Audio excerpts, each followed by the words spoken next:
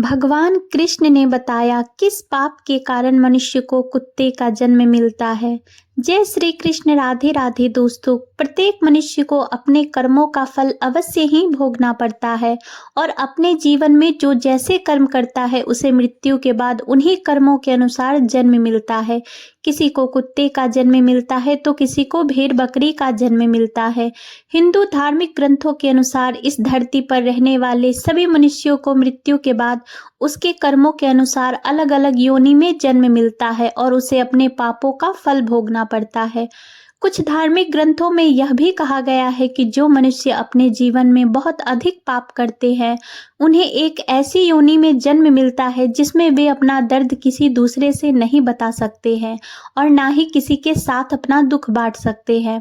मित्रों, आज के इस वीडियो में हम आपको बताएंगे कि वह कौन से कार्य है जो मनुष्य को अपने जीवन में नहीं करने चाहिए, नहीं तो उसे कुत्ते का जन्म मिलता है और पूरा जीवन इधर उधर भटकना पड़ता है। और भगवान श्री कृष्ण ने इसके बारे में क्या बताया है कि मनुष्यों के वह कौन से पाप है जिनके कारण प्रत्येक मनुष्य को अगले जन्म में कुत्ते का जन्म मिलता है, जानेंगे इस कथा के माध्यम से। मित्रों, एक समय की बात है जब देवी राधा भगवान श्री कृष्ण जी से मिलने के लिए जाती है और भगवान श्री कृष्ण जी से कहती है, हे प्रभु, आज जब मैं आपसे मिलने के लिए आ रही थी तो मैंने देखा कि एक कुत्ता भोजन की तलाश में इधर उधर भटक रहा था और वहीं पर एक मनुष्य भोजन कर रहा था। तभी वह कुत्ता उसके पास जाकर बैठ गया और कुत्ता सोच रहा था कि अभी यह मुझे भी रोटी खिलाएगा, किंतु उस मनुष्य ने अकेले ही भोजन कर लिया और उस कुत्ते को रोटी के एक टुकड़ा भी नहीं दिया। फिर कुत्ता भूखे पेट ही वहां से चला गया। और प्रभु, इसे देखकर मेरे मन में दो प्रश्न उठ रहे हैं और मैं चाहती हूँ कि आप मेरे दोनों प्रश्नों के उत्तर देकर मुझे संतुष्ट करें।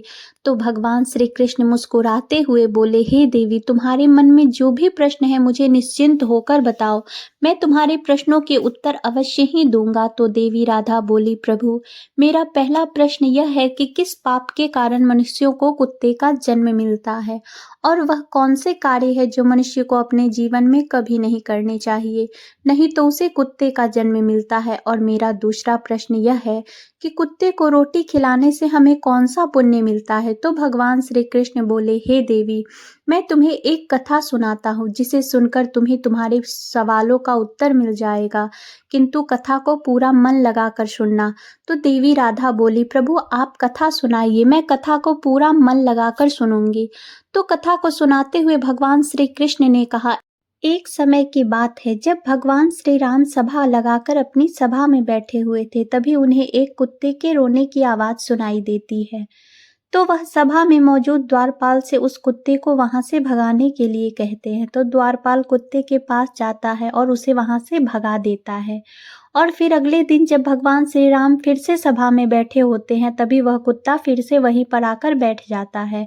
और जैसे ही भगवान श्री राम सभा में कुछ कहना प्रारंभ करते हैं, फिर से वह कुत्ता जोर जोर से रोने लगता है और इस बार भी द्वारपाल कुत्ते के पास जाता है और उसे वहां से भगा देते हैं।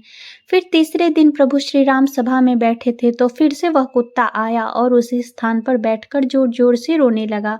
तो भगवान श्री राम ने मन में सोचा, यह कुत्ता मेरे दरबार में रोज रोज आकर रोने क्यों लगता है, जबकि इसे तो कोई मारता भी नहीं है, फिर यह रोज मेरे ही दरबार में आकर क्यों रोता है। फिर इतना सोचकर भगवान श्री राम ने द्वारपाल से कहा, उस कुत्ते को मेरे दरबार में लेकर आओ। तो द्वारपाल उस कुत्ते के पास जाते हैं और उससे कहते हैं, हे स्वान, तुम रोज यहाँ पर ही आकर क्यों रोते हो, और चलो, प्रभु श्री राम ने तुमको अपने दरबार में बुलाया है। तो कुत्ता बोला, हे मुनिवर, मैं एक कुत्ता हूँ और कुत्तों का मंदिर, राजभवन तथा रसोई घर और गौशाला जैसे पवित्र स्थानों पर जाना मना है। मुझे अपवित्र माना जाता है, इसलिए मैं प्रभु श्री राम के दरबार में नहीं जा सकता हूँ। तुम प्रभु श्री राम से जाकर कह दो, यदि उन्हें मुझसे मिलना है तो वह यहाँ पर आ जाए, किंतु मैं वहां पर नहीं जा सकता। कुत्ते की यह बात सुनकर द्वारपाल प्रभु श्री राम के पास जाता है और कुत्ते द्वारा कही गई सारी बातें उन्हें बताता है। फिर प्रभु श्री राम कुत्ते के पास जाते हैं और कहते हैं, हे स्वान, तुम रोज मेरे दरबार में आकर क्यों रोते हो, क्या मेरे द्वारपाल ने आपको मारा है या फिर मुझसे कोई गलती हो गई है। तो कुत्ता बोला, नहीं प्रभु, नहीं, आपसे कोई गलती नहीं हुई है, ना आपके द्वारपाल ने मुझे मारा है। तो भगवान राम ने कहा, फिर तुम रोज मेरे दरबार में आकर क्यों रोते हो? तो कुत्ता बोला, प्रभु, एक सन्यासी ने मुझे पत्थर से मारा है, जिसके कारण मेरा एक पैर टूट गया है और अब मुझसे सही से चला भी नहीं जाता है और मुझे बहुत पीड़ा भी हो रही है। इसलिए प्रभु, मैं आपके दरबार में आकर रोता हूँ। प्रभु, मैंने सुना है कि आप सबका न्याय करते हैं, तो प्रभु मेरा भी न्याय कीजिए और उस सन्यासी को सजा दीजिए। तो उस कुत्ते की यह बात सुनकर प्रभु श्री राम बहुत अधिक दुखी हुए और अपने सैनिकों से कहा, उस सन्यासी को मेरे दरबार में लेकर आओ, मैं उसे अवश्य ही सजा दूंगा। फिर सैनिक जाते हैं, उस सन्यासी को प्रभु श्री राम के दरबार में लेकर आते हैं। फिर प्रभु श्री राम उस सन्यासी से कहते हैं, क्या यह जो कुत्ता बोल रहा है सत्य है? तुमने इस कुत्ते को पत्थर से मारा है, जिससे इसके पैर में बहुत अधिक चोट आई है और अब इस कुत्ते को बहुत अधिक पीड़ा हो रही है और यह ठीक से चल भी नहीं पा रहा है। इसने क्या अपराध कर दिया था जो तुमने इसे इतनी बड़ी सजा दी है कि इसका पैर ही तोड़ दिया है?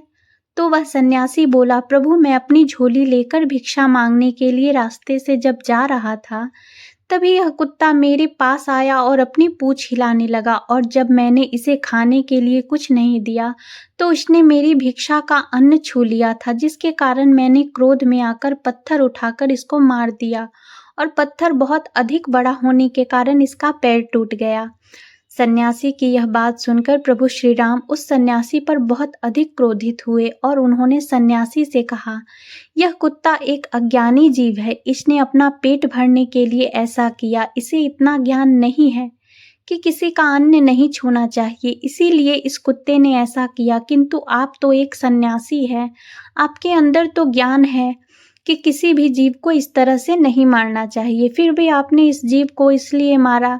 इसका अपराध इस कुत्ते ने नहीं, बल्कि अपराध तो आपने किया है। आप इतने बड़े ज्ञानी होते हुए भी इस कुत्ते को मारे हैं, इसीलिए अपराधी आपको ही माना जाएगा।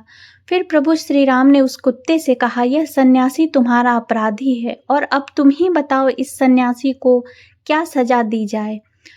तो कुत्ते ने कहा, प्रभु, इस सन्यासी को किसी नगर का राजा बना दीजिए। तो प्रभु श्री राम ने कहा, ठीक है, इसे एक नगर का राजा बना दिया जाएगा। और फिर उस सन्यासी को सुंदर वस्त्र पहनाकर एक घोड़ी पर बिठा दिया और उस सन्यासी को एक महल में ले गए और वहां के एक नगर का राजा बना दिया गया। फिर जब वह सन्यासी राजा बन गया तो वह बहुत अधिक खुश था और मन में सोचने लगा कि वह कुत्ता सच में बिल्कुल पागल ही था। मैंने उसका पैर तोड़ दिया था और उसने मुझे सजा देने के बजाय मुझे इस नगर का राजा बना दिया। फिर यह बात किसी की समझ में नहीं आ रही थी कि उस कुत्ते ने सन्यासी को सजा देने के बजाय उसे नगर का राजा क्यों बना दिया। तो कुछ लोग इसी प्रश्न का उत्तर जानने के लिए प्रभु श्री राम के पास गए और प्रभु श्री राम से पूछने लगे, प्रभु, इस कुत्ते ने इस सन्यासी को सजा देने के बजाय महल का राजा क्यों बना दिया, जबकि उस सन्यासी ने तो कुत्ते का पैर तोड़ दिया था। तो इस कुत्ते को उस सन्यासी को सजा देनी थी। लोगों की यह बात सुनकर प्रभु श्री राम ने कहा, इस प्रश्न का उत्तर तो आप लोगों को वह कुत्ता ही दे सकता है कि आखिर उसने ऐसा क्यों किया। तब सभी लोग उस कुत्ते के पास गए और उस कुत्ते से पूछा, आपने उस सन्यासी के साथ ऐसा क्यों किया है? उसे सजा देने के बजाय उसे एक नगर का राजा बना दिया, जबकि उसने तो तुम्हारा एक पैर तोड़ा था। तो कुत्ता मुस्कुराते हुए बोला, तुम जानना चाहते हो कि मैंने उस सन्यासी को सजा देने के बजाय उसे एक नगर का राजा क्यों बना दिया? तो सुनो, मैं भी पिछले जन्म में एक नगर का राजा था और मैं गरीबों पर खूब अत्याचार करता था। मेरे नगर में जितने भी लोग थे सभी बहुत अधिक गरीब थे और वह दिन भर खेतों में मेहनत मजदूरी करके जो अन्न उगाते थे उसमें से आधा मैं ले लेता था और जो भी मुझे अपने अन्न में से आधा हिस्सा नहीं देता था उसे मेरे सैनिक बहुत मारते पीटते थे और उसकी मेहनत का धन हड़प लेते थे। पिछले जन्म से मैंने बहुत सारे पाप किए थे, इसी कारण इस जन्म में मुझे कुत्ते का जन्म मिला और अब मैं पिछले जन्म में किए गए पापों का फल भोग रहा हूँ। और मैंने उस सन्यासी को इसीलिए राजा बनाया ताकि उसे भी अगले जन्म में कुत्ते का ही जन्म मिले और तब उसे पता चलेगा कि कुत्ते का जीवन कैसा होता है और अपना पेट पालने के लिए क्या क्या करना पड़ता है और एक एक अन्न के दाने के लिए कितना तरसना पड़ता है और कितने लोगों से मार खानी पड़ती है। फिर इस तरह उस कुत्ते की यह बात सुनकर सभी की समझ में आ गया कि उस कुत्ते ने उस सन्यासी को राजा क्यों बनाया। मित्रों, फिर कथा को आगे बताते हुए भगवान श्री कृष्ण देवी राधा से कहते हैं, हे देवी, अब मैं तुम्हारे दोनों प्रश्नों के उत्तर देता हूँ। तुम्हारा पहला प्रश्न था कि वह कौन से कार्य है जो एक मनुष्य को अपने जीवन में नहीं करने चाहिए तो उसे कुत्ते का जन्म मिलता है। तो समझ लो, जो मनुष्य उस राजा की तरह अपने जीवन में बहुत अधिक पाप करते हैं उन्हें कुत्ते का जन्म मिलता है। और तुम्हारा दूसरा प्रश्न था कि कुत्ते को रोटी खिलाने से हमें कौन सा पुण्य मिलता है। तो समझ लो, जो मनुष्य कुत्ते को भोजन कराता है उसे अपने जीवन में किए गए पापों से मुक्ति मिलती है तथा उसके जीवन में अनजाने में किए गए पाप नष्ट हो जाते हैं। इसलिए प्रत्येक मनुष्य को कुत्ते तथा भिखारी को रोटी खिलानी चाहिए। फिर देवी राधा कहती है, प्रभु, पृथ्वी लोक पर कुछ मनुष्य ऐसे भी हैं जो द्वार पर आए कुत्ते को मारकर भगा देते हैं और कभी भी कुत्ते तथा गाय को रोटी नहीं खिलाते हैं, परंतु वह लोग पूजा पाठ बहुत अधिक करते हैं। तो क्या प्रभु ऐसे लोगों की पूजा ईश्वर स्वीकार करते हैं? तो भगवान श्री कृष्ण मुस्कुराते हुए बोले, यह वही लोग हैं जो गंगा जी में पाप धुलने के लिए जाते हैं और वहां से आते ही फिर से पाप करना शुरू कर देते हैं। तो देवी राधा कहती है, प्रभु, क्या गंगा जी में स्नान करने से पाप नहीं धुलती है? तो भगवान श्री कृष्ण बोले, गंगा जी में वही पाप धुले जाते हैं जो अनजाने में हो जाते हैं। जानबूझकर किए गए पाप गंगा जी में नहीं धुलते हैं।